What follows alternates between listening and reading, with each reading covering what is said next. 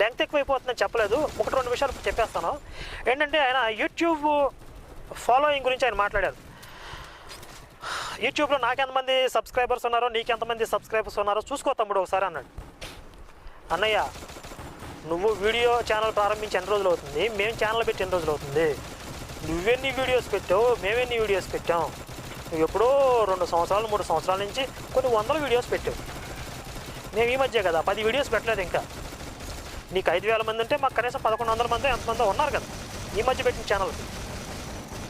పోనీ నీకు 5,000 మంది సబ్స్క్రైబర్స్ ఉన్నారు, నువ్వు ఒక వీడియో పెడితే 5,000 మందికి మెసేజ్ వెళ్ళింది. మరి నీ వీడియో ఎంతమంది చూస్తున్నారు? మినిమం 5,000 మంది చూడాలి, అంతకన్నా ఎక్కువ మంది చూడాలి. నాకు 1000 మంది చూడాలి. మరి ఎవరి వీడియో ఎంతమంది చూస్తున్నారు, నీ వీడియోస్ ఎంతమంది చూస్తున్నారో నా వీడియోస్ ఎంతమంది చూస్తున్నారో ఒకసారి చూడనయ్యా.